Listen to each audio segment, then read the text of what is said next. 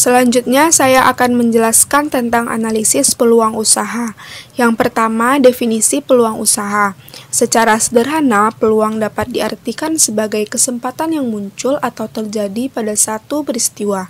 Sementara itu, usaha memiliki pengertian berbagai daya dan upaya untuk mendapatkan apa yang diinginkan, sehingga secara sistemologis, pengertian peluang usaha adalah kesempatan yang dapat dimanfaatkan seseorang untuk mendapatkan apa yang diinginkannya dengan memanfaatkan berbagai faktor, baik internal maupun eksternal.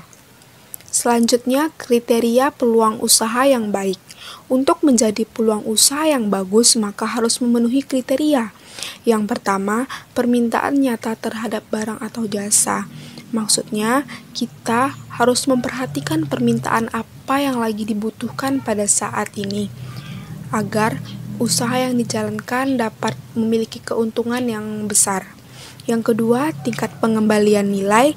Yang ketiga, kompetitif. Maksudnya kita harus memiliki daya saing, motivasi untuk menjalankan suatu usaha agar peluang usaha yang kita jalankan dapat berjalan dengan lancar.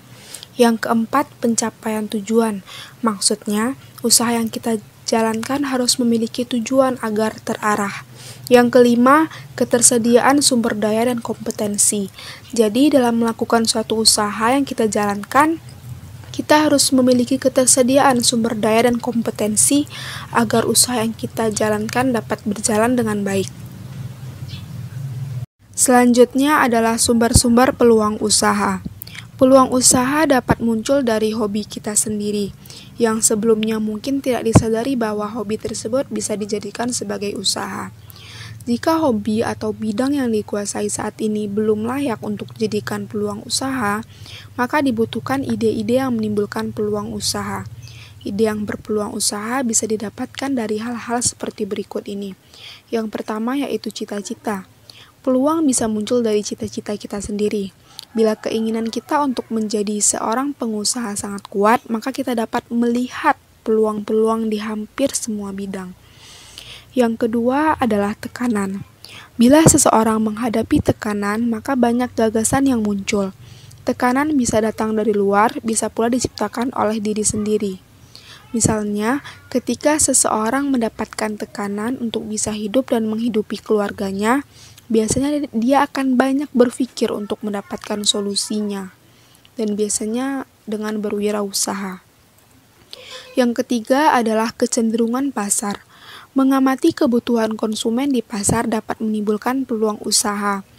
Contoh, kecenderungan sebagian orang akan belanja langsung ke pabrik dengan harga murah. Yang keempat, inovasi baru. Gagasan untuk menciptakan produk baru timbul karena adanya kebutuhan, sementara produk itu belum ada di pasaran. Jadi apabila kita berhasil menciptakan produk tersebut dan dibutuhkan konsumen, maka kita dapat menjadi yang pertama dan menguasai usaha tersebut. Yang kelima, komplement dari produk yang ada. Jadi, produk dapat memberikan peluang usaha dengan membuat produk-produk yang melengkapinya, biasanya berupa aksesoris. Misalnya itu gini, produk otomotif seperti mobil, biasanya disertai dengan produk aksesoris yang menyertainya. Seperti diketahui, aksesoris semacam ini bisa menjadi peluang bagi si pembuat produk maupun perusahaan. Selanjutnya, wawasan. Orang yang wawasannya luas, pergaulannya luas, dan dia mau berpikir, maka akan menemukan peluang usaha. Misalnya, seseorang yang sering melihat usaha yang dilakukan di luar negeri bisa didapatkan dari media massa atau berkunjung misalnya, dan usaha tersebut belum ada di negaranya. Ini merupakan cara untuk mendapatkan suatu peluang usaha. Selanjutnya, bahan bacaan. Membaca, selain menambah wawasan dan pengetahuan, juga bisa menimbulkan gagasan yang mengandung peluang usaha. Bahan bacaan bisa dari berbagai media. Bila memang sedang berpikir keras, mencari peluang ketika membaca iklan produk barang atau jasa, maka ada kemungkinan kita untuk mendapatkan peluang usaha.